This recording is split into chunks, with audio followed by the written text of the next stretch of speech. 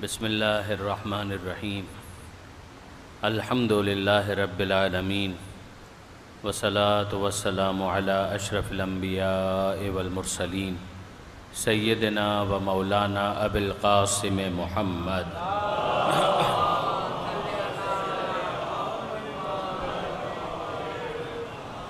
و اہل بیتہ الطیبین الطاہرین المعصومین المظلومین المنتجبین المنتخبین المیامین لا سیما للامام المنتظر والحجۃ الثانی عشر الذین اذهب اللہ عنہم الرجس وطہرہم تطہیرا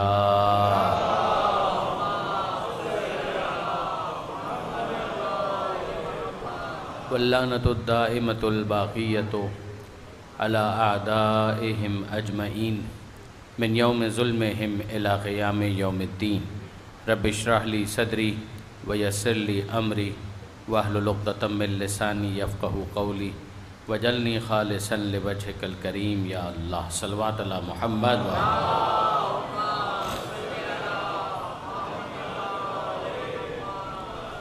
اما بعد فقد قال اللہ سبحانہ وتعالی فی القرآن الحکیم بسم اللہ الرحمن الرحیم وَلَنَبْلُوَنَّكُمْ بِشَيْءٍ مِّنَ الْخَوْفِ وَالْجُوعِ وَنَقْصٍ مِّنَ الْأَمْوَالِ وَالْأَنفُسِ وَالثَّمَرَاتِ وَبَشِّرِ الصَّابِرِينَ الَّذِينَ إِذَا أَصَابَتْهُم مُّصِيبَةٌ قَالُوا إِنَّا لِلَّهِ وَإِنَّا إِلَيْهِ رَاجِعُونَ صلوات علی محمد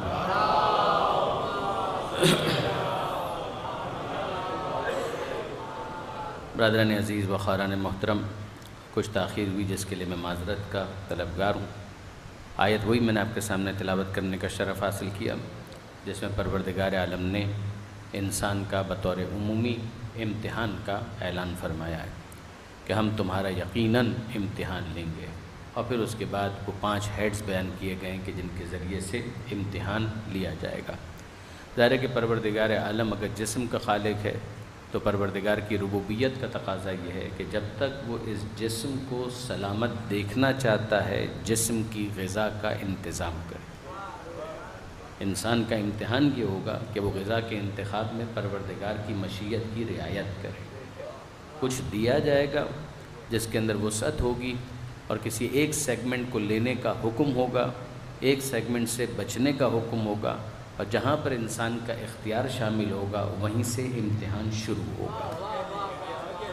اگر اختیار نہ ہو تو پھر امتحان کا کوئی مطلب نہیں ہے۔ اگر آپ کے ہاتھ ہی باندھ دیے گئے تو پھر ہاتھوں کے امتحان کا کیا مطلب؟ اگر پیروں میں بیڑیاں ڈال دی گئیں تو پھر پیروں کے امتحان کا کیا مطلب ہے؟ اگر آپ کی آنکھوں کے اوپر پٹی باندھ دی گئی تو پھر آنکھوں کے امتحان کا کیا مطلب؟ اگر آپ کے کان کے سوراخوں کو بند کر دیا جائے اور آپ سننے کے قابل ہی نہ رہیں تو پھر امتحان کا کیا مطلب؟ تو یاد رکھیے گا کہ جب بھی امتحان ہوگا تو امتحان کے ساتھ لازمی جڑا ہوا سلسلہ ہے اختیار کا۔ جتنا اختیار ہوگا اتنا امتحان ہوگا، اختیار ختم تو امتحان بھی ختم۔ موت پر امتحان کا خاتمہ یوں ہوتا ہے کہ جب انسان کی زندگی نہیں رہی تو زندگی کے خاتمے کے ساتھ اختیار بھی ختم ہو گیا۔ اگر زندگی ہے اور اختیار نہیں ہے تو بھی امتحان نہیں ہو سکتا۔ تو یاد رکھیے کہ یہ دونوں چیزیں آپس میں بالکل جڑی ہوئی ہیں۔ 3 گھنٹے کا امتحان اگر آپ کسی طالب علم کا لینا چاہتے ہیں تو ظاہر ہے کہ امتحان کے دوران آپ کو اسے یہ حق دینا پڑے گا کہ سوال کا جو جواب وہ لکھنا چاہے وہ لکھے۔ وہ صحیح لکھنا چاہے یہ بھی اس کا اختیار ہے، وہ غلط لکھنا چاہے یہ بھی اس کا اختیار ہے۔ اس دوران اگر وہ ممتحن کو گالیاں لکھنا چاہے تو وہ گالیاں لکھ دے۔ یہ الگ بات ہے کہ گالیاں لکھنے کے بعد اس کو پاس تو نہیں کیا جائے گا، مگر جب 3 گھنٹے کا امتحان ہے تو دوران امتحان بہرحال اس کے پاس یہ محدود اختیار ہے کہ وہ جو لکھنا چاہے وہ لکھے۔ وہ کارٹون بنا دے، ممتحن ہی کا کارٹون بنا دے اور سمجھے کہ اس نے بہت بڑا تیر مارا۔ ظاہر ہے کہ اس وقت وہ اپنے اس اختیار سے سوء استفادہ کر رہا ہے اور جواب نہ فقط یہ کہ غلط دے رہا ہے بلکہ موکری کے جرم کا ارتکاب کر رہا ہے۔ استہزاء ہے اس کی طرف سے، مگر اس استہزاء کے باوجود جتنا حق امتحان کے دوران اختیاراً اس کا ہونا چاہیے اس کو باقی رکھا جائے۔ اگر کوئی ایسا کیس آ جائے کہ درمیان میں ہی اس کی طرف سے بدتمیزی اس حد تک بڑھ جائے کہ اس کو ریسٹیکیٹ کرنا پڑے اور کاپی کیس ڈکلیئر کر کے اس سے امتحانی کاپی چھین لینا پڑے، تو یہ مطلب ہوگا کہ امتحان بھی ختم اور اختیار بھی ختم کر کے اسے ڈسکوالیفائی کر دیا گیا۔ یہ وہ صورت ہے کہ جس میں کبھی ہمیں آیت نظر آتی ہے تبت یدا ابی لہب وتب، کہ ٹوٹ جائیں ابو لہب کے دونوں ہاتھ اور وہ ہلاک ہو جائے۔ آپ نے غور فرمایا، یہ فرعون کے اوپر عذاب نازل ہو گیا۔ عذاب نازل ہونے کا مطلب یہ ہے کہ جو طبعی طور پر اس کا حق حیات تھا اسے معطل کر دیا گیا۔ اس کا مطلب ہی یہ ہے کہ اس نے سرکشی کو جس انداز کی دکھائی کہ اب پروردگار کا فیصلہ یہ ہے کہ اس کو کاپی کیس ڈکلیئر کیا جائے، کچھ ایسا کیا جائے کہ جس کے بعد اس کو مزید جو امکانی طور پر زندگی مل سکتی تھی اس حق سے اس کو محروم کر دیا جائے۔ یہ اس کے خلاف ایک پنشمنٹ ہے، یہ اس کے خلاف ایک ایکشن ہے کہ جو لیا گیا۔ اب میں آپ سے پوچھتا ہوں کہ جو مثال ابھی میں نے آپ کے سامنے پیش کی ہے کہ ابو لہب کا جیسے کیس ہے، تو اس نے کیا کیا تھا؟ کیا وہ توحید کا منکر تھا؟ عجیب بات یہ ہے کہ بعض علماء نے یہ تحقیق کی کہ ابو لہب توحید کا انکار نہیں کر رہا تھا، وہ رسالت کا منکر تھا۔ تو میں سمجھنا چاہتا ہوں کہ جب توحید کو مان رہا تھا تو اس کا مطلب یہ ہے کہ خدا کا تو ماننے والا تھا، مگر خدا کا ماننے والا ہو اور پھر اس کے بعد مصطفیٰ کا انکار کر دے تو یہ خدا کے لیے قابل قبول نہیں ہے۔ آپ نے غور فرمایا؟ اس لیے کہ جو چیز ملازمہ ہے اس ملازمے کو سمجھنا ہوگا کہ توحید کے بعد رسالت کا انکار، تو اس کا مطلب یہ ہے کہ پروردگار نے جس کو مقرر کیا تھا اس کا انکار کر دیا۔ تو خدا کا ماننا یہ کیسا ماننا ہے کہ جہاں ذات کو مانا جا رہا ہو اور بات کو نہ مانا جائے، تو یہ قابل قبول نہیں ہوگا۔ تو اسی طریقے سے ایک کیس میں نے آپ کے سامنے یہ پیش کر دیا کہ آپ غور فرمائیے، تو ہمیں کہیں کہیں سمبولیکلی پروردگار عالم نے متوجہ کیا ہے کہ فرعون کے کیس میں دیکھو تو وہ خدا کا منکر ہے، انا ربکم الاعلی۔ جب خدا کا منکر ہے تو موسیٰ کا تو بٹ نیچرل اس کو منکر ہونا ہی ہے، وہ خدا کا منکر ہے، توحید کا انکار کرنے والا ہے، سمندر میں غرق کر دیا گیا۔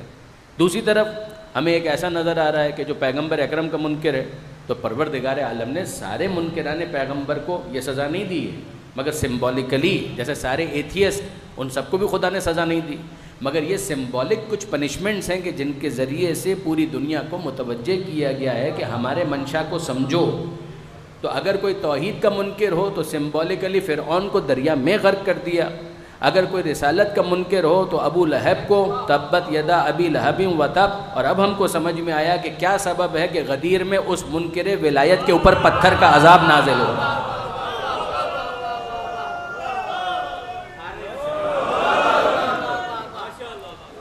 اب یہ سب کے سب پروردگار کے امتحان کے مختلف انداز ہیں۔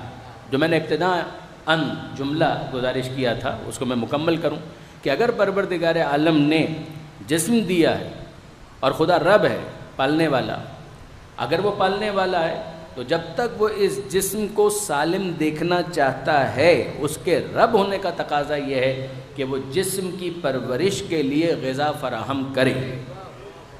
اب وہ غذا کا سلسلہ ہوگا کہ جس کے اندر کچھ چیزوں کو کہہ دیا جائے گا ان سے اپنی بھوک مت مٹانا، یہی تمہارا امتحان، اور یہ حلال ہے، اس سے تم اپنی بھوک مٹاؤ۔ ممکن ہے اگلی کسی تقریر کے اندر اس کی مزید تفصیل میں گزارش کروں، لیکن یہ امتحان تو اسی بات کا۔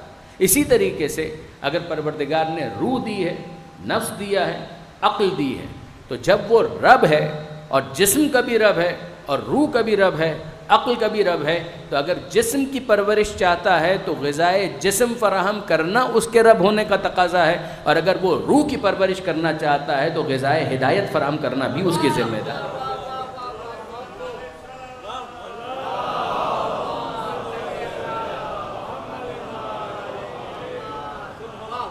یہ وہ طلب ہے کہ جو انسان کے اندر رکھی گئی ہے۔ کل کی گفتگو سے میں اپنی بات کو متصل کروں، اہدنا الصراط المستقیم صراط الذین انعمت علیہم، ہدایت کی طلب تمہارے اندر رکھی گئی ہے، اور تم کو سمجھایا جا رہا ہے کہ you are not the first on the face of earth. ایسا نہیں ہے کہ زمین پر تم پہلے ہو، تم سے پہلے بھی کچھ آ کر گزر چکے ہیں، تو وہ سلسلہ ہے ان کا کہ جن کے اوپر ہم نے نعمت ہدایت کو نازل کیا، یہ ہم پہلے کر چکے۔ ہم نے انتظام اہتمام ہدایت کا ان لوگوں کے ذریعے سے کہ جن کو ہم نے مصطفیٰ بنایا، جن کو ہم نے مجتبیٰ بنایا، جن کو ہم نے مرتضیٰ بنایا، جن کو ہم نے چن لیا، جو ہمارے چنیدہ ہیں، جو ہمارے چوزن ونز ہیں، یہ وہ ہیں کہ جن کے اوپر ہم نے خاص نعمت ہدایت کو نازل کیا۔ اب تمہارا امتحان یہ ہے کہ تم کس طرح سے ان کی اتباع کرتے ہو، تمہارا ان کے ساتھ رویہ کیا ہوتا ہے۔ اب یقین جانیے کہ اگر نبی ذریعہ ہدایت ہے تو نبی ذریعہ ہدایت بھی ہے، ذریعہ امتحان بھی ہے، اور اگر نبی کے دین کا کوئی وارث ہے تو یقین جانیے کہ پھر وہ بھی ذریعہ ہدایت ہے اور ذریعہ امتحان. یہ میں اپنی طرف سے نہیں کہہ رہا، زیارت جامعہ کے اندر باقاعدہ یہ الفاظ آئے ہیں، الباب المبتلا بہ الناس، کہ آل محمد وہ دروازہ ہیں کہ جن کے ذریعے سے لوگوں کا امتحان لیا گیا کہ وہ ان کے ساتھ کیسا سلوک کرتے ہیں. پروردگار دیکھنا چاہتا ہے کہ رسول کے ساتھ کیا سلوک کیا جاتا ہے. پروردگار دیکھنا چاہتا ہے کہ رسول کی اولاد کے ساتھ کیا سلوک کیا جاتا ہے. اور میں آپ کے سامنے فقط زیارت کے الفاظ پر اکتفا نہیں کرنا چاہتا، آیت سب کے ذہن میں موجود ہے کہ اگر خدا کی طرف سے یہ امتحان مقصود نہ ہوتا تو یہ کہنے کا کوئی مطلب ہی نہیں تھا کہ قل لا اسألکم علیہ اجرا الا المودۃ فی القربى.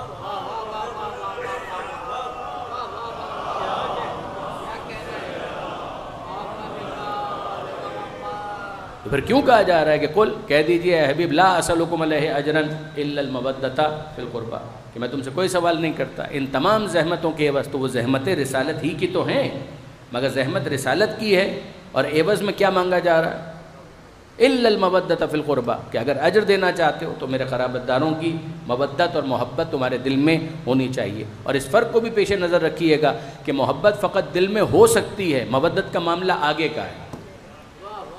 محبت فقط دل میں ہو، مگر مودت جب محبت مزید گہری ہو کر عمل کی متقاضی ہو کہ اظہار ہو کہ کس طریقے سے انسان ایکسپریس کر سکے کہ میں ان سے محبت کرتا ہوں، یہ وہ مرحلہ ہے کہ جہاں پر انسان مودت کے تقاضوں کو پورا کرنے کا پابند ہو جاتا ہے. اب میں آپ کی خدمت میں اس مرحلے پر بھی زیادہ روکنا نہیں چاہ رہا، میں آگے لے جانا چاہ رہا ہوں. میرے پیش نظر اس وقت خاص طور پر سورہ حجرات کی ایک آیت ہے. دیکھیے یہ سورہ حجرات 49واں سورہ ہے قرآن مجید کا اور کمال کا سورہ ہے. اس میں پروردگار عالم نے ان ناکام افراد کا بھی ذکر کیا ہے کہ جو رسالت کے مفہوم کو نہیں سمجھ پائے، ان کا بھی ذکر کیا ہے کہ جو ولایت اور امامت کے مفہوم کو نہیں سمجھ پائے. عجیب ہے، سورہ حجرات 49واں سورہ قرآن مجید کا، اخلاقی تعلیمات اس میں، رسول کے ساتھ ٹریٹمنٹ کیسا ہونا چاہیے اس کا ذکر وہ تو آغاز ہی میں پروردگار عالم نے بیان کر دیا. اچھا یہ بھی بہت انٹرسٹنگ ہے کہ اگر ہم دیکھیں کہ رسول خدا کی طرف سے ہے، خدا امتحان لینا چاہتا ہے، اس سورے کو سورہ حجرات کیوں کہا گیا؟ اس لیے کہ اس میں ایک آیت ہے کہ جس میں لفظ حجرات خود موجود ہے، اور حجرے کا مطلب ہے کمرہ، حجرے کا مطلب ہے کمرہ، اور اسی کی جمع ہے حجرات. اور یہ لفظ ایسا ہے کہ جو بہت مستعمل ہے، شاید اردو میں بھی استعمال ہوتا ہے، عربی کے اندر بھی یہ لفظ استعمال ہوتا ہے. اچھا یہ عجیب ہے کہ آپ کو ملے گا کہ بیت گھر کو کہتے ہیں، حجرہ بھی گھر کے لیے استعمال ہونے والا ایک لفظ ہے. یعنی خاتون جنت حضرت بی بی فاطمہ زہرا سلام اللہ علیہا پیغمبر اکرم کے ساتھ بالکل نیکسٹ ڈور گھر جو جناب سیدہ کا تھا، اس کا نام عام طور پر کتابوں کے اندر لکھا ہے حجرہ فاطمہ، حجرہ سیدہ. حالانکہ امیر المومنین بھی وہاں پر ہے، مگر گھر منسوب جناب سیدہ سے، حجرہ فاطمہ. اور یہ بھی ذہن میں رکھیے گا کہ عجیب بات یہ ہے کہ یہ مدینہ منورہ میں اور جب مکہ معظمہ میں آئے تو گھر میں پیغمبر بھی ہیں، جس طریقے سے مدینہ میں گھر میں مولا بھی ہیں، مگر گھر کا نام ہے حجرہ فاطمہ. اور مکہ میں اگر آپ آ جائیں تو وہاں جو محلہ بنی ہاشم تھا، گھر میں جناب ختمی مرتبت بھی ہیں، مگر گھر کو آج تک کہا جاتا ہے بیت ختیجہ.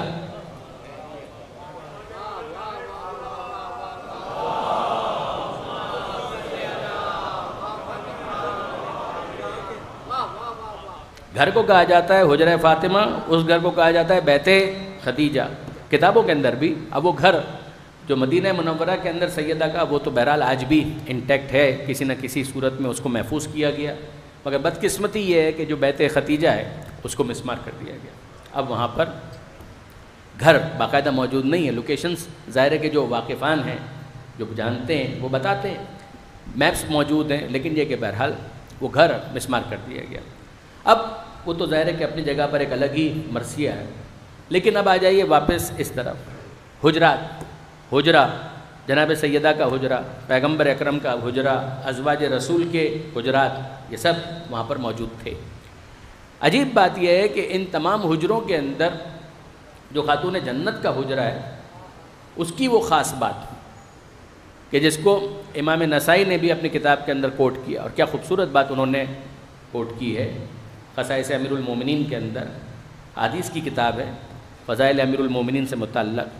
اور امام نسائی معمولی شخصیت کا نام نہیں ہے، آپ جانتے ہیں صحاح ستہ کے مؤلفین میں سے ایک مؤلف ہے، یعنی عام عالم نہیں ہے، بڑے عالم ہیں، محدث ہیں، اور محدثین میں بھی وہ مرتبہ ہے کہ جو 6 صحیح کتابوں میں سے ایک مؤلف کا آپ اندازہ کر سکتے ہیں. تو امام نسائی نے کتاب لکھی خصائص امیر المومنین، اس میں بھی اس حدیث کو لکھا. اور وہ حدیث کیا ہے کہ پیغمبر اکرم نے سارے دروازوں کو بند کروا دیا، صرف ایک دروازہ اپنے حجرے کا کھلا رکھنے کی اجازت دی کہ یہ مسجد میں کھل سکتا ہے، اور ایک اور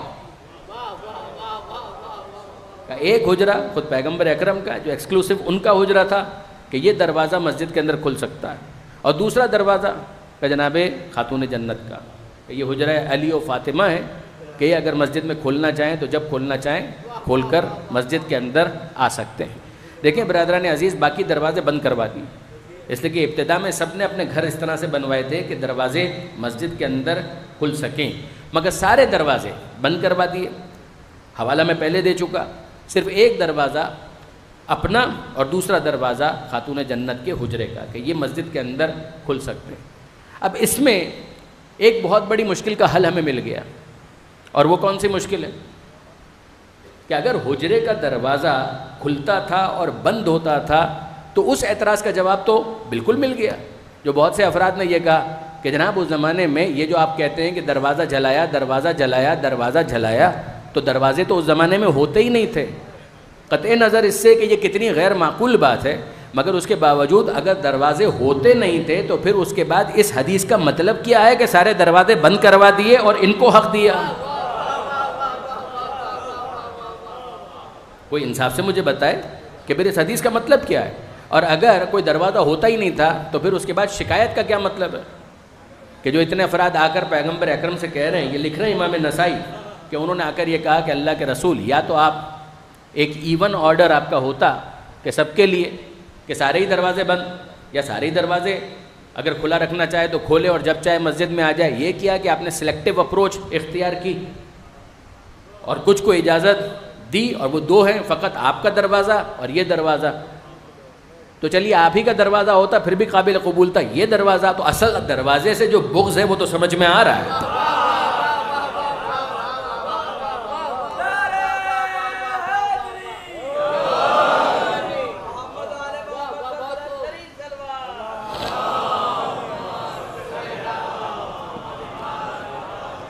تب پیغمبر اکرم نے جو جواب دیا وہ سننے سے تعلق رکھتا ہے کہ پیغمبر اکرم فرماتے ہیں کہ بات اتنی سی ہے کہ سمجھنے کی کوشش کرو، نہ میں نے اپنی مرضی سے دروازے بند کروائے، نہ اپنی مرضی سے کسی کو کھلا رکھنے کی اجازت دی، میں تو وحی کے بغیر بولتا بھی نہیں ہوں.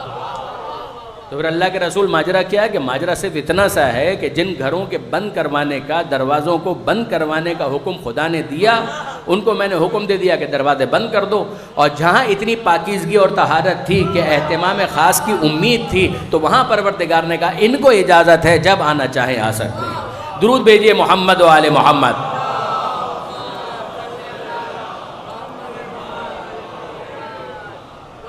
اگر اس کے اوپر آپ مزید غور کریں، ظاہر ہے کہ میں ممبر سے مزید عرض نہیں کر پاؤں گا، لیکن یہ کہ اگر آپ غور کریں تو یہ روحانی طہارت کے ساتھ ساتھ آل محمد کی جسمانی طہارت کے اوپر بھی بہت بڑی دلیل ہے. غور فرمائیے گا کہ روحانی طہارت کے ساتھ ساتھ جسمانی طہارت کے اوپر بھی بہت بڑی دلیل ہے. کہ کیا سبب ہے؟ اس لیے کہ باقاعدہ مسجد کے ساتھ اس تعلق کو جس طریقے سے اسٹیبلش کیا گیا. مگر یہ تو بات ہو رہی تھی حجرہ، اور اب اس کے بعد آ جائیے حجرات. اور میں کہہ رہا تھا کہ ایک آیت ہے اس سورے کے اندر کہ جس کی وجہ سے اس سورے کو کہا گیا سورۃ الحجرات. اور وہ آیت کیا ہے؟ اب یہ موقع ہے کہ میں آیت آپ کے سامنے پیش کروں. آیت یہ ہے ان الذین ینادونک من وراء الحجرات اکثرهم لا یعقلون. بھائی ہم امتحان کو دیکھ رہے ہیں کہ وہ امتحان کے رسول موجود ہیں، اور پروردگار عالم کی طرف سے ذرا کمپلین دیکھیے کہ پروردگار کیا فرما رہا ہے. ان الذین، یقیناً وہ لوگ، ینادونک، جو آپ کو پکار رہے تھے، من وراء الحجرات، حجرات کے پیچھے سے، حجرات کے پیچھے سے آپ کو پکار رہے تھے. اکثرهم لا یعقلون، ان میں سے اکثر وہ ہیں کہ جن کے پاس عقل ہی نہیں. اب آپ ذرا اندازہ کیجئے یہ پروردگار عالم، بھائی ہم کہیں کہ اے پروردگار تو توحید کی بات کر، تو قیامت کی بات کر، تو نماز کی بات کر، تو روزے کی بات کر، تو حج کی بات کر، تو اخلاقیات کی بات کر، مگر یہ کیا؟ اگر انہوں نے پکار لیا تھا انہوں نے اس طرح سے بلا لیا تھا تو بلا لیا تھا، ضرورت کیا ہے کہ اسے قرآن جو کتاب ہدایت ہے اس کے اندر محفوظ کیا جائے؟ قیامت تک کے لیے ان کو رسوا کرنے کی ضرورت کیا ہے؟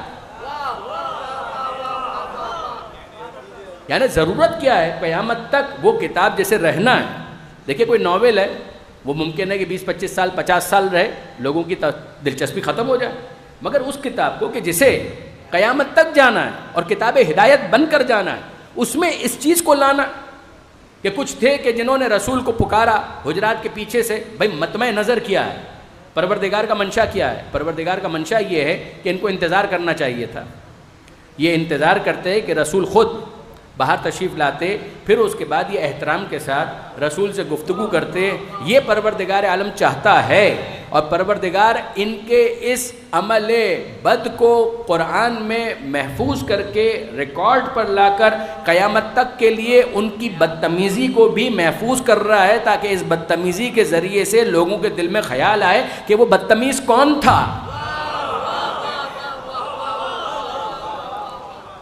کہ وہ تھا کون کہ جو اس طریقے سے پکار رہا تھا۔ اچھا دیکھیے، فقط یہ ایک موقع نہیں، یہاں پر بھی پروردگار عالم نے کہا کہ اگر ان میں سے اکثر وہ ہیں کہ جن کے پاس اتنی سمجھ ہی نہیں کہ یہ احساس کریں، اگر ماں اور باپ ان سے بھی بات کرنی ہو تو بات کرنے کی کوئی تمیز ہوتی ہے، اگر استاد سے بھی گفتگو کی جائے تو اس کا بھی کوئی پروٹوکول ہوتا ہے، انہیں نہ ماں باپ سے بات کرنے کی تمیز ہے، نہ استاد سے گفتگو کرنے کا ادب آتا ہے، تو یہ رسول خدا کو بھی یہی سمجھ رہے ہیں، ان سے بھی بات کرنے کی انہیں تمیز نہیں ہے، انتظار کرنا چاہیے تھا۔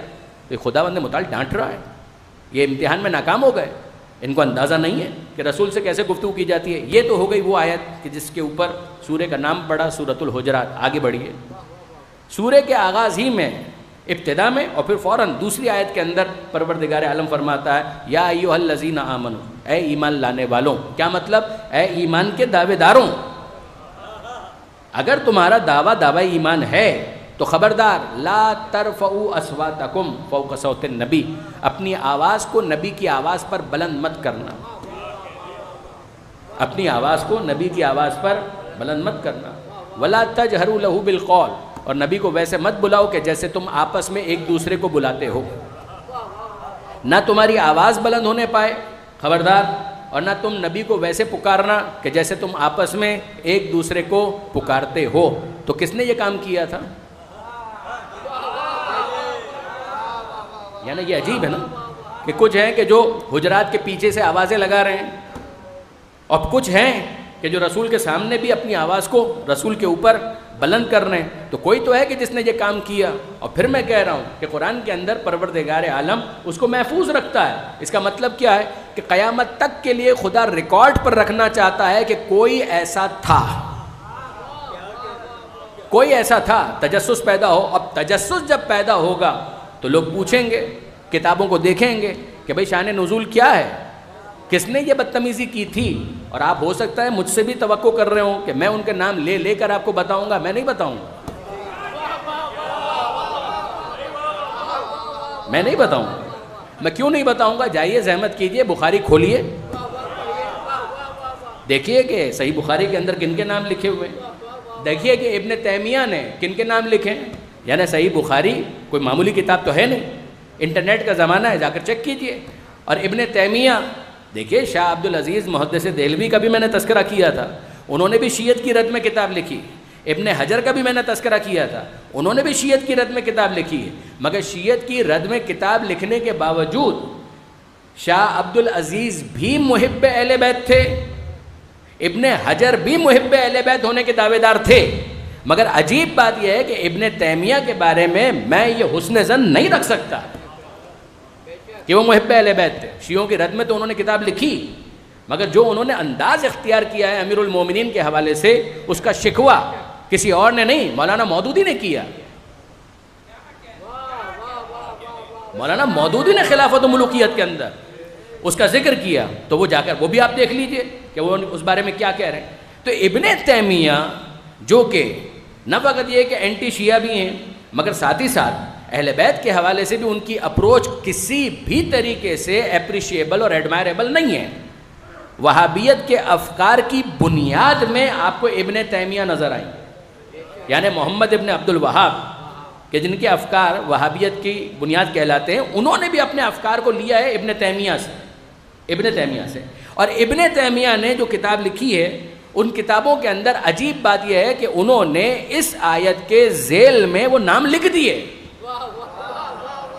یعنی اس لیے یہ زیادہ امپورٹنٹ ہو گیا، اور میں اسی لیے نام نہیں لے رہا. صحیح بخاری دیکھیے، ابن تیمیہ کو دیکھیں، دوسری کتابوں کو دیکھیں، حواشی کے اندر چیک کریں، اردو کتابوں میں بھی آپ کو مل جائے گا کہ کیا نام وہاں پر موجود ہیں.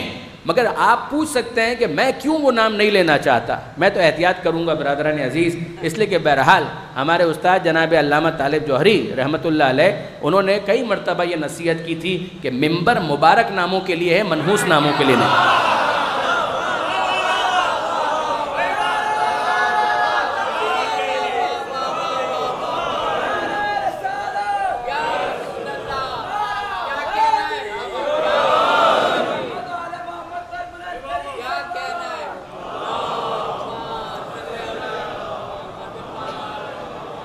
تو جہاں بہت ناگزیر ہو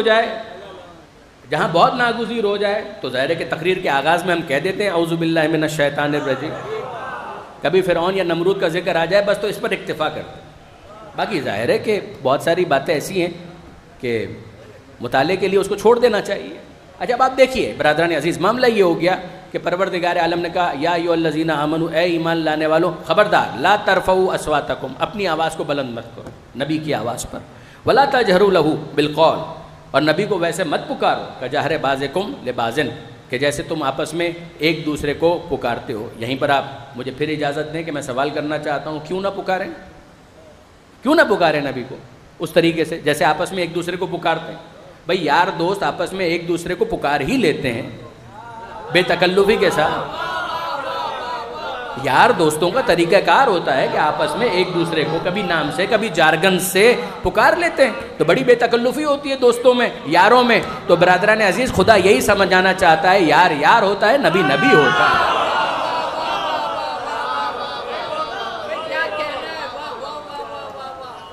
کہ پیغمبر اکرم کو اپنے معیار کے اوپر مت لے کر آؤ. یہ نبی ہے، یہ رسول ہے، ہمارا بھیجا ہوا ہے، یہ تم جیسا نہیں ہے. اگر تم جیسا ہوتا تو ہم اجازت دے دیتے. اچھا اب اس کے بعد صرف اتنا نہیں ہے کہ پروردگار عالم نے اتنا کہہ کر بات کو ختم کر دیا، نہ آگے سنیے. پروردگار فرماتا ہے انتحبطا اعمالکم وانتم لا تشعرون. اگر پھر بھی تم نہ سمجھے اور تم نے اپنی آواز کو بلند کیا اور نبی کو ویسے بلایا جیسے تم آپس میں ایک دوسرے کو پکارتے ہو اور بلاتے ہو، تو پھر ہوگا کیا؟ انتحبطا اعمالکم وانتم لا تشعرون، تمہارے اعمال حبط کر دیے جائیں گے، تمہیں شعور بھی نہیں ہوگا. اب یہاں پر برادران عزیز واقعاً غور طلب بات ہے کہ یہ جو پروردگار عالم نے کہا تمہارے اعمال حبط کر دیے جائیں گے اور تمہیں پتہ بھی نہیں، تمہیں شعور بھی نہیں ہوگا، یعنی تمہیں پتہ بھی نہیں چلے گا. تو میں پوچھنا چاہتا ہوں یہ کن اعمال کی بات ہو رہی ہے؟ کیا شراب پینے کی بات ہو رہی ہے؟ کیا یہ شراب پینے کا ذکر ہو رہا ہے؟ کیا یہ جوا کھیلنے کا ذکر ہو رہا ہے؟ کیا یہ چوری کرنے کا ذکر ہو رہا ہے؟ کیا یہ ڈاکہ ڈالنے کی بات ہو رہی ہے؟ کہا نہیں، ان اعمال کی بات ہو رہی ہے کہ جو اگر یہ تم کام نہ کرتے تو خدا حبط نہ کرتا، تم ثواب اور اجر کے مستحق ہو جاتے. تو اس کا مطلب یہ ہے کہ یہاں پر نماز مراد ہے، روزہ مراد ہے، نیکی کے اعمال مراد ہیں، وہ سارے اعمال مراد ہیں کہ جو بظاہر پازیٹیو ہیں، مگر وہ سارے کے سارے اعمال حبط ہو جائیں گے. ہا با اور توئیں، حبط. اور اس حبط کے لفظ کو سمجھنے کے لیے، یہ عربی کا لفظ ہے حبط عمل، اس کو سمجھنے کے لیے ترجمہ کیا ہوا تمہارے اعمال حبط کر دیے جائیں گے، تمہارے اعمال تمہارے منہ پر مار دیے جائیں گے. اس کو سمجھنے کے لیے کہ اس کا مفہوم کیا ہے، ایک اور لفظ کی طرف توجہ کیجئے، اور یہ لفظ بھی اردو میں مستعمل ہے، اور وہ لفظ ہے ضبط. ضبط کر لینا اور حبط کر لینا. ضبط کا مطلب کیا ہے؟ ضبط کا مطلب یہ ہے کہ اگر کسی نے مثال کے طور پر کوئی وائلیشن کر دی، کہیں غلط جگہ پر گاڑی کو پارک کر دیا، تو پولیس آئے گی اور اس کی گاڑی کو ضبط کر لے گی. اس کی موٹر سائیکل تھی، اس کی گاڑی تھی، اس کو ضبط کر لیا گیا، اور یہ پوچھتے ہوئے کہ جناب آپ لوگوں نے دیکھا میری گاڑی یہاں پر؟ ہاں آپ کی گاڑی وہ اٹھا کر لے گئے. تو آپ اس جگہ پہنچے کہ جہاں پر انہوں نے گاڑی کو ضبط کیا تھا، اور وہاں پر پہنچے، پہلے تو ان ضبط شدہ گاڑیوں کے اندر اپنی گاڑی کو لوکیٹ کیا، اور پھر اس کے بعد ہاں یہ ہے میری گاڑی، یہ ہے میری گاڑی.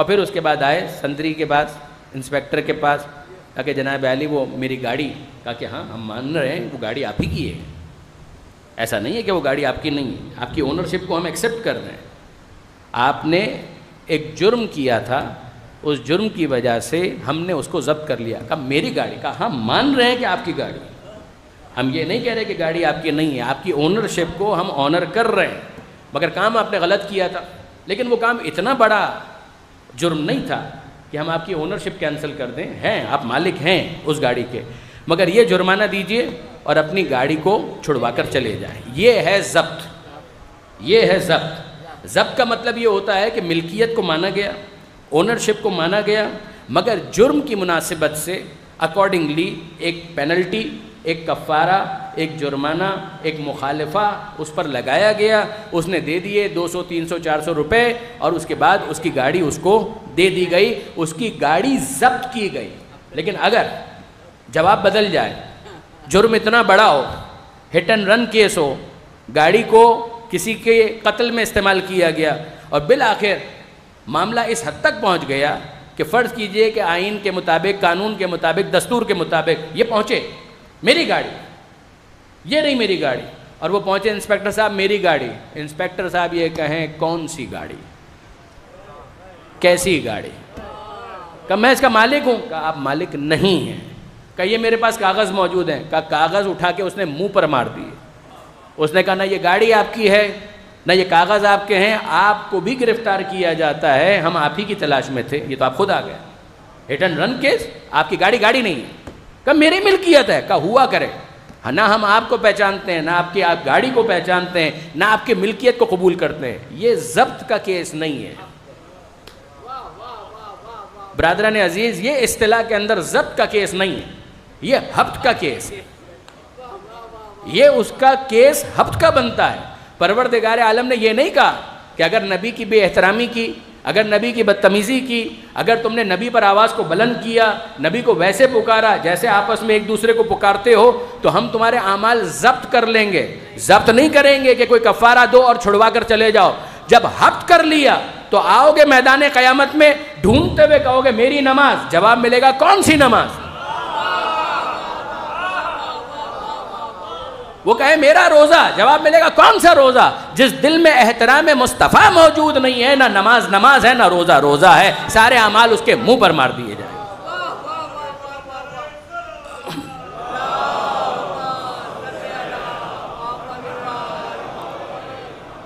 تو آپ نے غور فرمایا برادران عزیز، یہ ہے ہفتے عمل۔ خدا کو نماز چاہیے، خدا کو روزہ چاہیے، خدا کو حج چاہیے، خدا کو یہ ساری عبادتیں درکار ہیں، پروردگار کو مطلوب ہیں، مگر ان سے نہیں کہ جن کے دل میں حب مصطفیٰ نہیں، احترام مصطفیٰ نہیں۔ پروردگار عالم کے لیے یہ قابل قبول نہیں ہے۔ پھر سنیے گا، اے ایمان لانے والوں، لا ترفعوا اصواتکم، اپنی آواز بلند مت کرو نبی کی آواز پر، ولا تجہروا لہ بالقول، اور نبی کو ویسے مت بلاؤ کہ جیسے تم آپس میں ایک دوسرے کو پکارتے ہو۔ اگر نہ مانے تو کیا ہوگا؟ ان تحبط اعمالکم وانتم لا تشعرون، تمہارے اعمال تمہارے منہ پر مار دیے جائیں گے اور تمہیں شعور بھی نہیں ہوگا، تمہیں پتہ بھی نہیں چلے گا۔ اب یہ تو آیت ہے، جو اس کا شان نزول ہے وہ بھی آپ نے سن لیا، قانون تو اپنی جگہ پر ہے نا۔ اب میں آپ سے پوچھتا ہوں، کیس اسٹڈی، اس کی تطبیق کریں۔ نام میں پھر کسی کا نہیں لے رہا، بہت احتیاط کے ساتھ گفتگو کر رہا ہوں۔ خیال خاطر احباب چاہیے ہر دم، خیال خاطر احباب چاہیے ہر دم، انیس ٹھیس نہ لگ جائے آپ گینوں کو۔ تو ظاہر ہے کہ ہمیں اس بات کا احتیاط خیال تو کرنا ہے، لیکن عجیب بات ہے، میں تو فقط آپ کے سامنے ایک سینیریو رکھ رہا ہوں کہ پروردگار کہتا ہے آواز بلند نہ ہو، ویسے مت بلاؤ کہ جیسے آپس میں ایک دوسرے کو پکارتے ہو۔ اب میں پوچھتا ہوں کہ اگر کبھی کسی موقع پر پیغمبر اکرم یہ کہیں مجھے کاغذ اور قلم لا کر دو،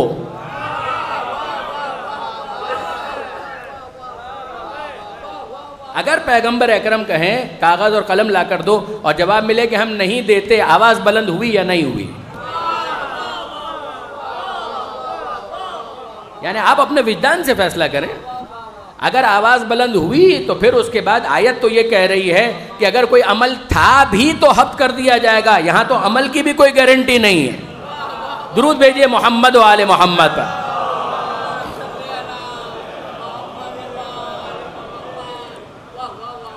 آپ نے غور فرمایا برادران عزیز کہ یہ ایک آیت، میں پوچھنا چاہتا ہوں کہ کیا صرف یہی ایک آیت ہے کہ جہاں پر خدا نے ہفت عمل کی بحث کی ہے؟ جواب جی نہیں، یہ موضوع قرآن مجید میں آپ کو دوسرے مقامات پر بھی نظر آئے گا۔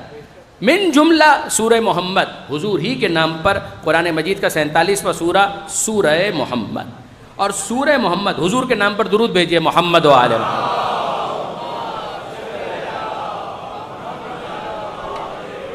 سورہ محمد 47واں سورہ، مختصر سورہ ہے، بہت مختصر بھی نہیں لیکن بہرحال مفصل بھی نہیں۔ پہلے صفحے پر یا دوسرے صفحے پر ہی یہ آیت آپ کو مل جائے گی، اور وہ آیت کیا ہے؟ پروردگار عالم نے ارشاد فرمایا کہ ذالک بأنہم کرہوا ما انزل اللہ فاحبط اعمالہم۔ وہی لفظ پھر آ گیا، خدا اپنی ناراضی کا اظہار کر رہا ہے، اپنی غضبناکی کا اظہار کر رہا ہے، اور وجہ کیا بتا رہا ہے؟ ذالک، یہ اس سبب سے ہے، بأنہم کرہوا، کہ ان کو بہت برا لگا، بہت برا لگا، کرہوا برا لگا، کیا برا لگا؟ ما انزل اللہ، جو اللہ نے نازل کیا وہ ان کو بہت برا لگا۔ بہت توجہ کیجئے گا، کیا برا لگا؟ ما انزل اللہ، جو اللہ نے نازل کیا وہ ان کو برا لگا۔ تو جو ان کو برا لگا، یہ برا لگنا خدا کو برا لگا۔ اللہ نے کچھ نازل کیا، ان کو برا لگا کہ اللہ نے یہ کیوں نازل کیا۔ جو ان کو برا لگا تو ان کو یہ برا لگنا خدا کو بہت برا لگا۔ تو خدا نے کیا کیا؟ فَأَحْبَطَ أَعْمَالَهُمْ، تو جب ان کو برا لگا وہ کہ جو اللہ نے نازل کیا، تو پھر اللہ نے کیا کیا کہ ان کے اعمال کو حبط کر دیا، نل اینڈ وائڈ کل عدم، کہ وہ اعمال ان کے منہ پر مار دیے جائیں گے۔ ان کو برا لگ رہا ہے جو اللہ نے نازل کیا، وہ جو اللہ نے نازل کیا، میں اصرار کے ساتھ بار بار کہہ رہا ہوں، جو اللہ نے نازل کیا وہ ان کو بہت برا لگا، تو پھر اللہ نے ان کے اعمال کو حبط کر دیا، ان کے منہ پر مار دیا۔ اب میں آپ سے پوچھتا ہوں کہ غدیر میں آیت کیا نازل ہوئی تھی؟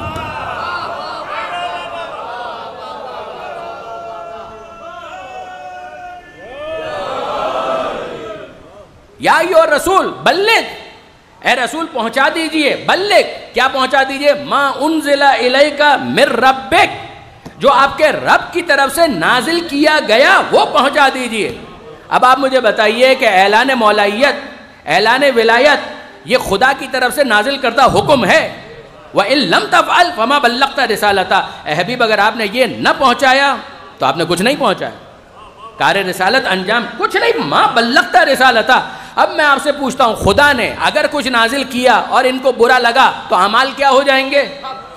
حبط ہو جائیں گے، منہ پر مار دیے جائیں گے، نل اینڈ وائڈ کل عدم ڈکلیئر کر دیا جائے گا۔ اور اگر غدیر میں حکم یہ جو اللہ نے نازل کیا اسے پہنچا دیجئے، تو برادران عزیز سیدھی اور صاف بات ہے کہ نازل کیا گیا حکم ہے مولائیت علی۔ اب اگر کوئی ولایت علی کے حکم کو نزول کے بعد پسند نہیں کرتا تو اپنے اعمال کی خیر بنائے۔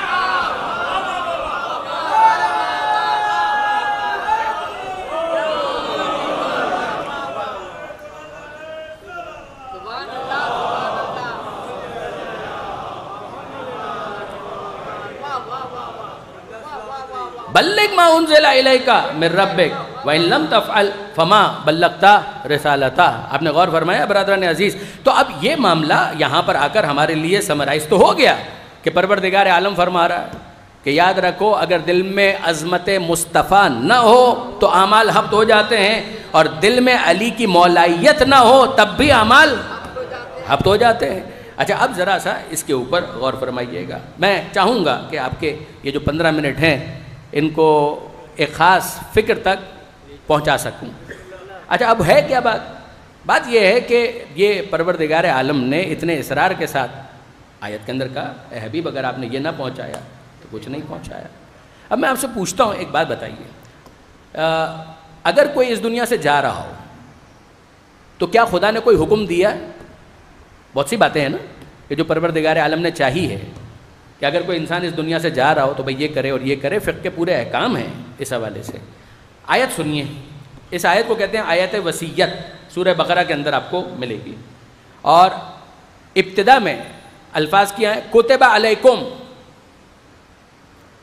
جیسے ہی میں نے کہا کتب علیکم آپ کے ذہن میں کوئی آیت تو آئی ہوگی، کتب علیکم الصیام، تم پر روزے واجب کر دیے گئے ہیں، فرض کر دیے گئے ہیں، لکھ دیے گئے ہیں، تو یا واجب کا مطلب ہوگا کتبہ، ان الصلاۃ کانت علی المؤمنین کتابا موقوتا، نماز کے لیے بھی آیا کہ یقیناً نماز مومنین کے اوپر کتابا موقوتا، وقت پر ادا کرنا لکھ دیا گیا، کتابہ کتب علیکم۔ اچھا اس کے علاوہ بھی پروردگار ایک سیریز ہے ان آیتوں کی کہ جن کے اندر کتبہ کا یہ لفظ استعمال کیا، سورہ بقرہ میں ہی بہت سے انسٹنسز ہیں، انہی میں سے ایک موقع کتب علیکم، تم پر لکھ دیا گیا، یا وجوب یا تاکید، کتب علیکم تم پر لکھ دیا گیا، اذا حضر احدکم الموت، اگر تم میں سے کسی کو موت نظر آئے کہ لگے کہ اب رحیل وقت آخر آ گیا، یعنی ایک تو عمومی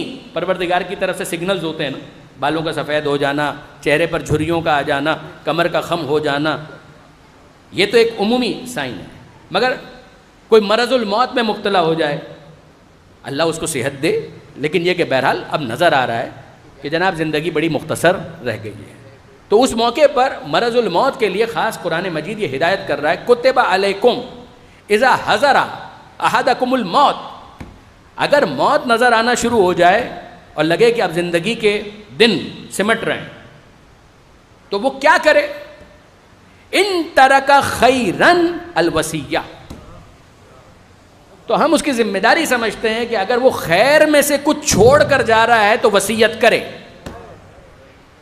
بہت توجہ کیجئے گا، واپس سنیے، کتب علیکم تم پر لکھ دیا گیا، یا وجوب یا تاکید، اذا حضر احدکم الموت، اگر موت کو وہ آتا ہوا دیکھے، موت حاضر ہو گئی ہے، ان ترک خیرن، اور خیر میں سے کچھ وہ چھوڑ کر جا رہا، اگر خیر میں سے کچھ چھوڑ کر جا رہا ہے تو وصیت کرنا اس کی ذمہ داری ہے۔ خیر سے کیا مراد ہے آپ جا کر دیکھیے، آپ کو ملے گا، کسی نے اس میں اختلاف نہیں کیا کہ خیر سے یہاں پر مراد ہے مال، خیر سے یہاں پر مراد ہے مال، مال حلال تم نے کمایا، اگر حرام کمایا تو وہ تمہارا تھا کہاں، جب وہ تمہارا تھا ہی نہیں تو چھوڑنے کا کوئی مطلب ہی نہیں ہے، مگر تم نے مال حلال کمایا، پروردگار عالم کی بارگاہ میں تم نے دعا مانگی، بازار میں تم نے محنت کی، جاب کی، کاروبار کیا، تو یہ تو بہت اچھا کام ہے، اور تم نے کچھ کمایا، اس میں جو ریلیجیس لیویز تھی وہ بھی تم نے ادا کر دی، زکوٰۃ دے دی، خمس دے دیا، سب کچھ دے دیا، اور اس کے علاوہ بھی کچھ تم نے صدقہ وغیرہ خدا کی راہ میں دیا، اب جو بچ گیا وہ تمہارا ہے، اچھا مکان بناؤ، کھانا کھاؤ، بچوں کے اوپر خرچ کرو، تعلیم میں لگاؤ، یہ سارے کام کرو، ہمیں کوئی اعتراض نہیں، حلال لذتیں حاصل کرو۔ اب موت آ رہی ہے تو کیا کرو کہ اتنا کام ضرور کرو، میراث جس طرح سے تقسیم ہونی ہے وہ تو ہوگی، مگر وصیت کرو، ان ترک خیرن الوصیہ، اگر خیر میں سے کچھ چھوڑ کر جا رہے ہو تو وصیت کرو کہ یہ مال یہاں استعمال ہو جائے، 1/3 کی اجازت ہے، اگر کوئی 3 کروڑ چھوڑ کر جا رہا ہے تو 1 کروڑ وہ وصیت کرے، اور 2 کروڑ اس کے لیے شریعت نے فارمولہ دیا اور کہا کہ یہ اس طرح سے تقسیم ہوگا، تو ہم کو سمجھ میں آیا کہ پروردگار عالم مال کو خیر سمجھتا ہے، ایک بات اگر حلال ہے تو مال خیر، اسلام اپنے ماننے والوں کو راہب نہیں دیکھنا چاہتا، اسلام اپنے ماننے والوں کو تنگ دست نہیں دیکھنا چاہتا، اسلام چاہتا ہے کہ زندگی میں تم آگے بڑھو، دنیا میں ربنا آتنا فی الدنیا حسنہ وفی الآخرۃ حسنہ، ترجمے کی بھی ضرورت نہیں ہے۔ اب واپس آئیے، اگر موت آئے اور تم خیر میں سے کچھ چھوڑ کر جا رہے ہو تو وصیت کرو۔ میں پوچھتا ہوں یہ عمومی حکم ہے؟ جواب جی ہاں، یہ عمومی حکم ہے، ٹھیک ہے جی۔ اب میں آپ سے اگلا سوال کرتا ہوں کہ مجھے ایک بات بتائیے کہ پیغمبر اکرم اس دنیا سے جا رہے ہیں تو کچھ چھوڑ کر جا رہے ہیں یا نہیں؟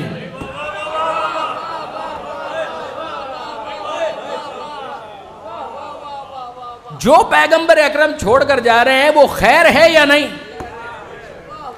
اچھا، اب اتنی زور سے آپ سب نے بے شک کہا، یہ کسی سے بھی آپ سوال کریں گے، اگر مسلمان ہوگا، ایمان ہوگا، تو اسلام اور ایمان کو سنبھالتے ہوئے وہ یہی کہے گا، بے شک یہی کہے گا کہ پیغمبر اکرم جو لے کر آئے تھے وہ سب کا سب بے شک خیر تھا، اور آیت تو یہ کہہ رہی ہے کہ ان ترک خیرن الوصیہ، کہ اگر خیر میں سے کچھ چھوڑ کر جاؤ تو وصیت کرو۔ ابھی میں فتق ڈسکس نہیں کر رہا، ابھی میں فتق کی بات نہیں کر رہا، میں تو اور بہت کچھ جو پیغمبر اکرم لے کر آئے اس کے بارے میں پوچھ رہا ہوں۔ پیغمبر کیا لے کر آئے؟ اسلام لے کر آئے، دین لے کر آئے، حکم خدا لے کر آئے، وہ سب خیر تھا؟ جواب جی ہاں خیر تھا۔ نہیں، میں صرف آپ کے اقرار پر اکتفا نہیں کرتا، آئیے میرے ساتھ ذرا آیت کو سنیے۔ شب جمعہ ہے، کل جمعہ کا دن آئے گا اور آپ سورہ جمعہ کی تلاوت کریں گے۔ پیغمبر اکرم کو کیا دے کر بھیجا خدا نے؟ هو الذی بعث فی الامیین رسولا منہم یتلو علیہم آیاتہ۔ رسول کیا لے کر آئے؟ آیتوں کی تلاوت۔ ویزکیہم، سامان تزکیہ، ویعلمہم الکتاب والحکمہ۔ اللہ کے رسول کو بھیجا گیا کہ وہ کتاب کو تعلیم دیں، حکمت کو تعلیم دیں۔ عجیب ہے، کتاب کیا ہے، حکمت کیا ہے، اپنے مقام پر، دامن وقت میں گنجائش نہیں ہے، مگر اتنا تو سمجھ میں آ گیا نا کہ آیتوں کی تلاوت رسول کرے، تزکیہ نفس رسول کرے، تو کچھ دیا ہوگا کہ جس کے ذریعے سے تزکیہ نفس ہوگا۔ وہ پیغمبر کے فرامین، وہ پیغمبر کا اخلاق، وہ پیغمبر کے اطوار، وہ پیغمبر کی عادات، پیغمبر کے اٹھنے کا طریقہ، پیغمبر اکرم کے بیٹھنے کا طریقہ، پیغمبر اکرم نے تزکیہ نفس کے لیے پورا ایک سلسلہ سمجھایا۔ آیتوں کی تلاوت کریکلم کا اناؤنسمنٹ، تزکیہ نفس پروٹوکول کہ جس کے بعد انسان اس قابل ہو سکے کہ کتاب کی تعلیم حاصل کر سکے، حکمت اسرار، وہ راز جو اس کتاب کے اندر موجود ہیں، ان کے لیے لفظ استعمال کیا گیا حکمت۔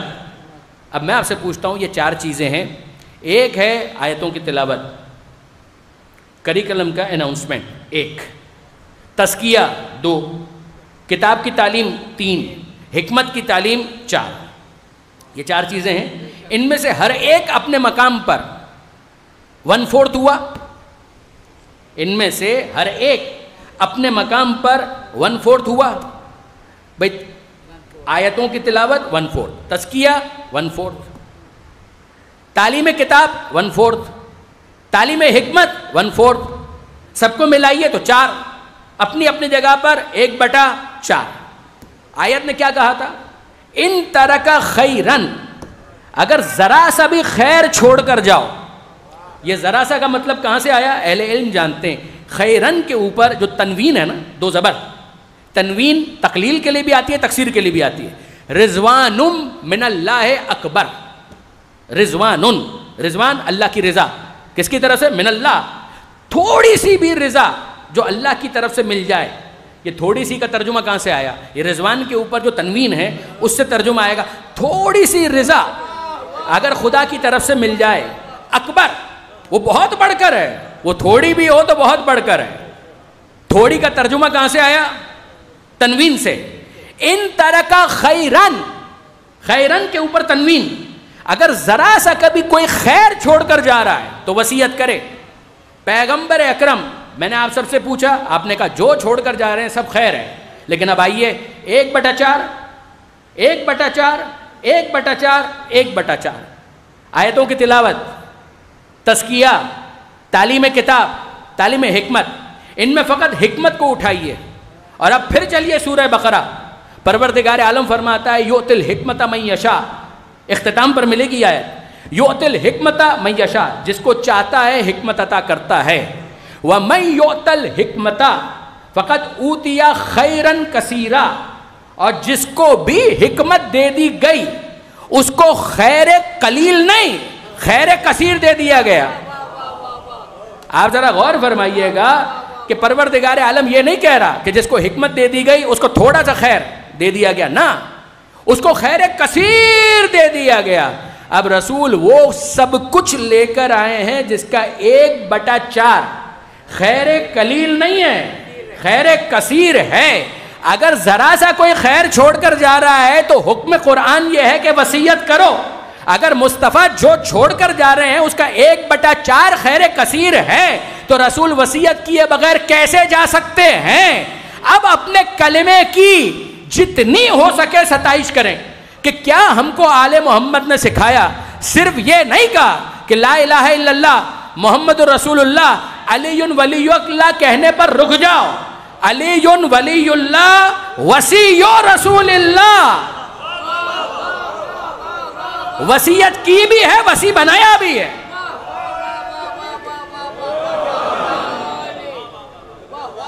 وصیت کی بھی ہے، وصی بنایا بھی ہے، اور جس کو وصی بنایا ہے ہم نے اسے کلمے کے اندر اس کی وصایت کا بھی اعلان کیا، ہم نے ولایت کا بھی اعلان کیا اور ہم نے وصایت کا بھی اعلان کیا۔ وصی و رسول اللہ، وصی وہ ہوتا ہے جو وصیت کو نافذ کرے، وصی وہ ہوتا ہے جو وصیت کو نافذ کرے، ایگزیکیوٹر جس کو کہا جاتا ہے۔ تو یہ تو ہو چکا، ان ترک خیرا الوصیہ۔ اب آپ ذرا دوسرے رخ سے آئیے، یہ حضرت علامہ سید علی نقی صاحب کا تھیسس ہے جو میں آپ کے ساتھ شیئر کر رہا ہوں۔ وہ فرماتے ہیں، اور بہت پیاری بات انہوں نے کہی، کہ یہ رسول کو رسول بنایا گیا تھا کب تک کے لیے؟ زمانی اعتبار سے قیامت تک کے لیے، قیامت تک کے لیے پیغمبر اکرم کو رسول بنایا گیا تھا۔ اور پیغمبر اکرم اعلان رسالت کے بعد کتنا عرصہ زندہ رہے؟ 23 برس۔ کیا فریکشن بنی، پرسنٹیج کیا بنی؟ اچھا یہ جو قیامت تک کی بات ہے، وَمَا أَرْسَلْنَاكَ إِلَّا كَافَّةً لِلنَّاسِ، اے حبیب ہم نے تمام انسانوں کے لیے آپ کو رسول بنایا، قرآن کہہ رہا ہے۔ یہ جو سورہ جمعہ کی آیت میں نے آپ کے سامنے پڑھی ہے نا، امیین میں ایک رسول بھیجا، اس کے فوراً بعد ہے وَآخَرِينَ مِنْهُمْ لَمَّا يَلْحَقُوا بِهِمْ، صرف ان کے لیے نہیں، جو بعد والے ہیں جو ابھی ان کے ساتھ ملحق نہیں ہوئے، ان کے لیے بھی رسول بنا کر بھیجا۔ تو رسول بنایا قیامت تک کے لیے۔ آج کتنے سال ہو چکے؟ 1400 برس ہو چکے، تقریباً 1400 برس سے زیادہ ہو گئے، 1400 برس سے زیادہ ہو گئے۔ اور ابھی کب آئے گی قیامت ہمیں نہیں معلوم۔ کون مقرر کر سکتا ہے قیامت کی تاریخ کو سرٹینٹی کے ساتھ؟ کون بتا سکتا ہے؟ کسی کو نہیں معلوم۔ 1000 سال سے زیادہ ہو چکے، 1400 برس ہو چکے، ابھی تک تو قیامت آئی نہیں۔ رسول کو رسول بنایا گیا کب تک کے لیے؟ قیامت تک کے لیے۔ اور رسول کتنا عرصہ دنیا میں رہے؟ 23 برس۔ حیات معنوی، حیات روحانی پیغمبر اکرم کا ہی تو صدقہ ہے کہ کائنات چل رہی ہے۔ لیکن جو پیغمبر نے تبلیغ کی وہ کتنے عرصے تک؟ 23 برس تک۔ اب میں آپ سے پوچھتا ہوں، فرض کیجئے کہ اگر 100 برس کا کام ہو اور کسی نے 1 برس کام کیا، پرسنٹیج کیا بنی؟ 1%۔ اگر 100 برس کا کام ہو اور 10 سال اس نے کام کیا تو پرسنٹیج کیا بنی؟ 10%۔ اگر 100 برس کا کام ہو اور 50 سال اس نے کام کیا تو کیا بنی پرسنٹیج؟ 50%۔ اب آئیے 1400 برس تک، ابھی اور کتنے ہزار آئیں گے ہمیں نہیں معلوم۔ 1400 برس ہو چکے اور کام فقط 1 سال کا کیا ہو، پرسنٹیج کیا بنے گی؟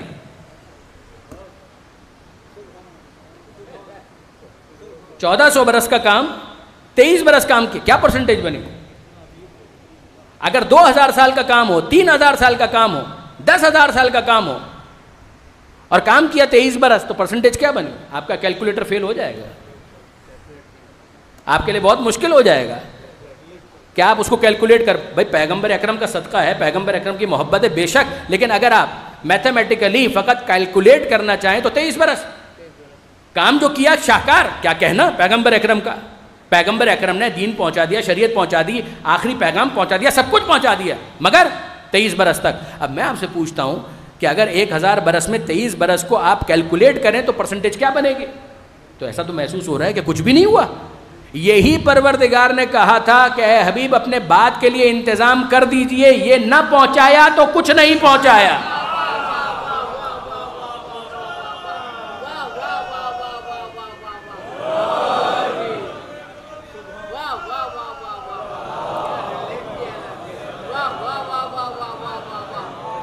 آپ نے غور فرمایا؟ اب ہوگا کیا کہ ان کو آپ الگ الگ کیسے کر رہے ہیں؟ رسالت ختم ہو گئی، مگر کار رسالت کو تحفظ پیغام مصطفیٰ کے عنوان سے آگے بڑھانے والے کا نام ہے علی مرتضیٰ، اس سلسلے کو آگے بڑھانے والے کا نام ہے حسن مجتبیٰ، اس پیغام کو بچانے والے کا نام ہے حسین شہید کربلا۔ آپ نے غور فرمایا؟ ان کو آپ الگ الگ کیسے کر رہے ہیں؟ پیغمبر اکرم کہہ رہے ہیں لحمہم لحمی دمہم دمی، ان کا گوشت میرا گوشت، ان کا خون میرا خون۔ سلمان ہوں، ابو ذر ہوں، یہ رجال دین ہیں، کام کریں گے مگر مصطفیٰ کے زیر نگرانی، یہ کام کریں گے مگر حضور کے زیر نگرانی۔ میثم تمار ہوں، رشید ہوں، کام کریں گے مگر علی کے زیر نگرانی، علی کا ہونا ضروری ہے۔ حسن مجتبیٰ ان کے نیچے کام کرنے والے کام کریں گے، حجر بن عدی مثلا، مگر حسن کے زیر نگرانی۔ اس امام معصوم کا ہونا ضروری ہے کہ جو سپروائز کرے، جو ایگزیکیوٹ کرے۔ حسین مظلوم کربلا، ان کے زیر نگرانی کام کریں گے، حبیب، جان، غلام ترکی، یہ سب کام کریں گے، مگر حسین کا ہونا ضروری ہے۔ سید سجاد کا ہونا ضروری ہے، کام ہوگا ابو حمزہ سمالی کریں گے، دوسرے کریں گے. محمد باقر کا ہونا ضروری ہے، جعفر صادق کا ہونا ضروری ہے، ابو بصیر کام کریں گے، بے شک کریں گے، زرارہ کام کریں گے، مگر امام معصوم کا ہونا ضروری ہے. غور فرمایا آپ نے؟ اس سلسلے کا ہونا ضروری ہے کہ جس کی زیر نگرانی یہ کام کرے. یہاں تک کہ آج کے زمانے میں بھی مراجع کام کریں گے، مجتہدین کام کریں گے، سب کام کریں گے، مگر مہدی کا ہونا ضروری ہے. امام وہی ہے.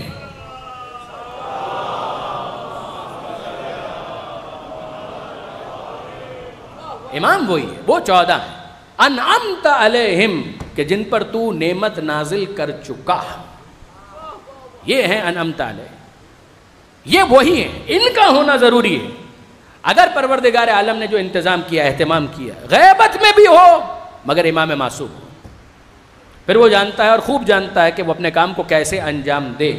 اور کبھی اس پر حیران مت ہوئیے گا کہ کیسے ہو سکتا ہے غیبت میں ہو اور پھر اس کے بعد ہدایت کا کام بھی انجام دے. بالکل ہو سکتا ہے. جب شیطان غیبت میں رہتے ہوئے گمراہ کر سکتا ہے تو مہدی غیبت میں رہتے ہوئے ہدایت کیوں نہیں دے سکتا؟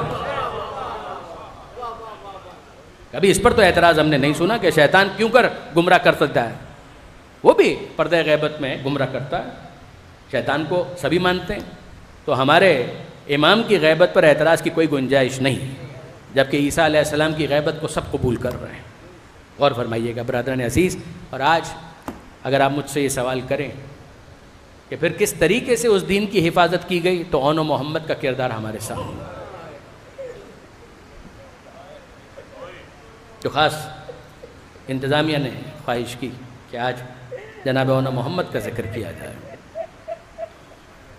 زینب کے لال اون و محمد، عبداللہ ابن جعفر طیار کے نور نظر اون و محمد، حسین اور عباس ماموں ہیں. آپ اندازہ کر سکتے ہیں جب یہ قافلہ چلا ہے مدینہ منورہ سے، چند مہینے مکہ معظمہ میں قیام کیا، اور اس کے بعد جب روانہ ہوئے ہیں مکہ سے، حج سے ایک دن پہلے یوم الترویہ 8 ذی الحجہ، کہ جب سب حج کی تیاری کر رہے ہیں، اس موقع پر وارث کعبہ خانہ کعبہ سے باہر جا رہے ہیں، حرم سے باہر جا رہے ہیں. قاتلوں کے وفود آ چکے ہیں حاجیوں کے بیس میں.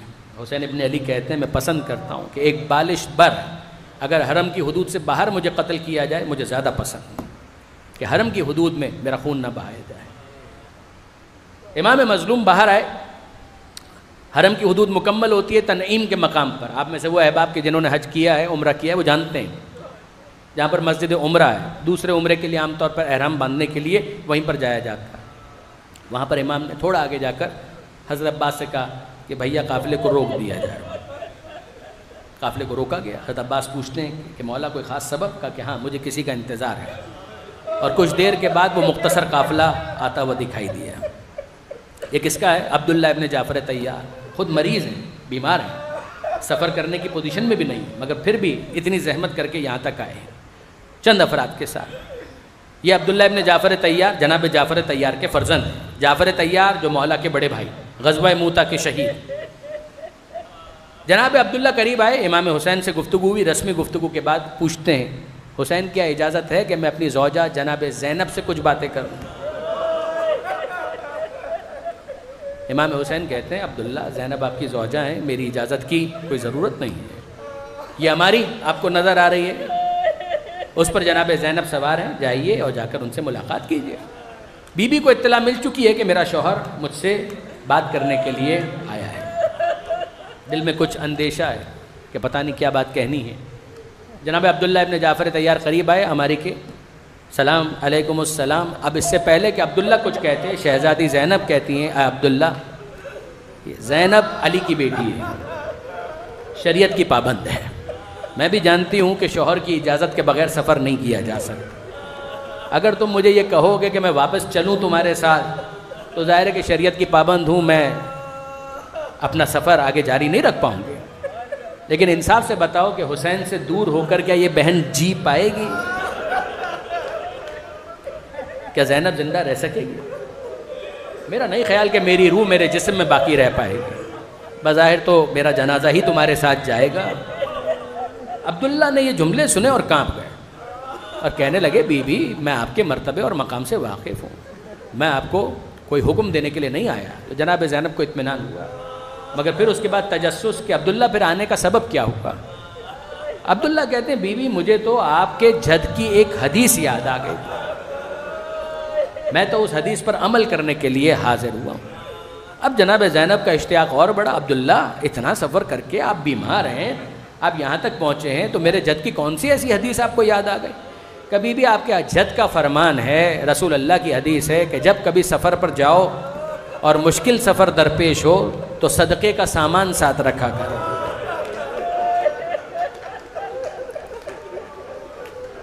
یہ اتنا مشکل سفر آپ کے بھائی کو درپیش ہے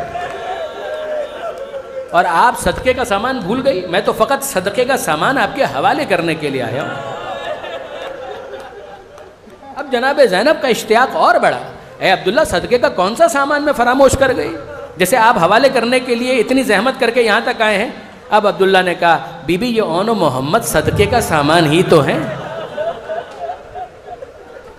اگر راہ میں کوئی مشکل وقت حسین ابن علی پر آئے تو ایک بیٹے کو اپنی طرف سے حسین پر صدقہ کر دیجیے گا, دوسرے بیٹے کو میری طرف سے حسین پر صدقہ کر دیجیے گا. جناب زینب نے یہ جملے سنے, خوشی سے نہال ہو اور اس بات کو گرہ میں باندھ لیا کہ ارے یہ اون و محمد یہ تو صدقے کا سامان ہے. عاشور کا دن آیا اور قربانی کا وقت آ گیا. بنی ہاشم کے جوان ایک ایک کر کے شہید ہونے لگے اور اب جناب زینب کو ارمان ہے کہ کب میرا یہ صدقے کا سامان میرے بھائی پر میں نثار کر سکوں. مگر اون و محمد جب ان کی شہادت کی کوئی خبر نہ آئے تو بچوں کو بلایا اور کہا اون و محمد تم اب تک زندہ ہو. ان بچوں نے ہاتھوں کو جوڑ لیا, اماں ہم کئی مرتبہ ماموں سے کہہ چکے مگر ماموں ہمیں جنگ کے میدان میں جانے کی اجازت نہیں دیتے. بلایا اور حسین نے جناب زینب کا مطالبہ سنا, آنسو بہاتے ہوئے باہر آ گئے, خیمے سے باہر آ گئے. علامہ نجم الحسن کراروی کی کتاب ذکر العباس سے پڑھ رہا ہوں. اور پھر اس کے بعد بچوں نے کہا اماں اگر بڑے ماموں اجازت نہیں دیتے تو کیا ہوا, آپ عباس کو بلائیے, آپ چھوٹے ماموں کو بلائیے, وہ ہمیں اجازت دلوائیں گے. جناب زینب کو یہ مشورہ پسند آیا, عباس کو حکم دیا, عباس آئے, چھوٹے بھائی ہیں مگر اس طرح سے کھڑے ہوئے کہ جیسے غلام آقا کے سامنے کھڑا ہوتا. کہ شہزادی آپ نے یاد کیا, کہا کہ ہاں عباس ایک کام ہے, کہ حکم فرمائیے. کہ میرے بچوں کو حسین سے مرنے کی اجازت دلواؤ. جناب عباس کچھ نہ کہہ سکے, بچوں کا ہاتھ تھاما اور آئے امام حسین کے پاس. کہا شہزادی کا حکم ہے آقا, اگر ہو سکے تو بچوں کو میدان میں جانے کی اجازت دیجیے. حسین کہتے ہیں زینب 7-8 سال کے بچوں کا گلا کٹوانے کی بات کرتی ہے, میں کیسے اجازت دوں, مجھے نہیں معلوم کس دل سے اجازت ملی, مگر اتنا ہے کہ اجازت ملی. اور اب جب یہ بچے میدان میں گئے, مجھے نہیں معلوم کیسے گھوڑے پر بیٹھے, کیسے زرہ کو پہنا. اتنا قرائن سے پتہ چلتا ہے کہ جناب زینب نے ایک آخری وصیت ضرور کی تھی, اے بچوں اب میدان میں جانے کا موقع آ گیا, جرأت و بہادری سے مقابلہ کرنا. ہاں ایک بات ماں کی یاد رکھو, اگر کوئی میدان میں پوچھے کہ تم کون ہو, خبردار یہ مت کہنا ہم حسین کے بھانجے ہیں. جب کوئی پوچھے کہ تم کون ہو, ایک ہی جواب دینا ہم حسین کے غلام ہیں, ہم حسین کے غلام ہیں. یہ بچے گئے میدان میں اور میدان میں لڑتے لڑتے وہ وقت آیا کہ جب دونوں زخمی ہو کر گھوڑے سے زمین کے اوپر گرے. اور جب زمین پر گرے تو حسین ابن علی زینب سے کہتے ہوئے میدان کی طرف گئے, اے زینب تیری کمائی کام آ گئی, اے زینب تیری کمائی کام آ گئی. اور عباس سے کہتے ہیں بھیا عباس چلو ہم بچوں کے لاشیں تو لائیں. جناب زینب نے سجدہ معبود میں شکر کا سجدہ ادا کیا اور یہ کہا, اے پروردگار, اے پروردگار, اس دکھیاری کے 2 بیٹوں کی لاشیں آ رہی ہیں, مالک شکر کا یہ سجدہ قبول کر اور زینب کو صبر کی توفیق عطا فرما, صبر کی ہمت عطا فرما. کچھ دیر کے بعد حسین اور عباس دونوں بیٹوں کے لاشیں لے کر آئے, خیمے میں لے کر آئے, اور اب اس کے بعد بچوں کے لاشیں صحن خیمہ میں درمیان میں رکھ دیے. اور حسین ابن علی کہتے ہیں بچوں ماموں تمہارا حق ادا نہ کر سکا مگر تم نے زینب کے دودھ کا حق ادا کر دیا, تم نے زینب کے دودھ کا حق ادا کر دیا. یہ کہہ کر حسین کچھ دیر کے لیے خاموش ہوئے اور اب زینب حسین کو مخاطب کر کے کہتی ہیں بھیا اجازت ہے میں ان مہمانوں سے کچھ آخری باتیں کر لوں, لاشیں ہیں میں کچھ باتیں کر لوں, اور جس طرح سے میں نے ان کو رخصت کیا تھا اگر ناگوار گزرا ہو تو بچوں سے معافی بھی مانگ لوں. اور پھر اس کے بعد جناب زینب جھکیں بڑے بیٹے کے لاشے پر اور کہنے لگیں اے بیٹا جب یہ چھوٹا کبھی رات کو چونک جاتا تھا تو میں اپنے سینے سے لگا لیتی تھی. جب کبھی رات کو یہ چھوٹا گھبرا کر چونک جاتا تھا میں اسے سینے سے لگا لیتا تھا. اب بیابان میں یہ چھوٹا تیرے سپرد کرتی ہوں, اگر کبھی چونک جائے تو اپنے سینے سے لگا لینا. یہ بڑے بیٹے سے باتیں ہو رہی ہیں اور اب اس کے بعد چھوٹے بیٹے کے قریب آئیں, اس کے ہاتھوں کو اپنے ہاتھوں میں لیا اور کہنے لگی ماں ان ہاتھوں کے نثار. عمر سعد کو بتا دیا کہ میدان میں کس طرح سے بہادر جان دیتے ہیں. یہ باتیں کرتے کرتے اچانک جناب زینب کو کچھ خیال آیا, کھڑی ہوئی اور جلال کے عالم میں حسین سے کہنے لگی بھیا اگر ان بچوں سے کوئی کوتاہی ہوئی ہو زینب معافی مانگتی. میں نے ان دونوں سے کہہ دیا تھا کہ میدان میں یہ مت کہنا کہ ہم حسین کے بھانجے ہیں, اگر کوئی پوچھے تو یہ کہنا ہم حسین کے غلام ہیں. اب حسین ضبط نہ کر سکے, آنکھوں میں آنسو آ گئے, زینب کو سینے سے لگایا اور کہنے لگے زینب دشمنوں نے بہت پوچھا تم کون ہو. یہ بچے ہمیشہ یہی کہتے رہے ہم حسین کے غلام, ہم حسین کے غلام.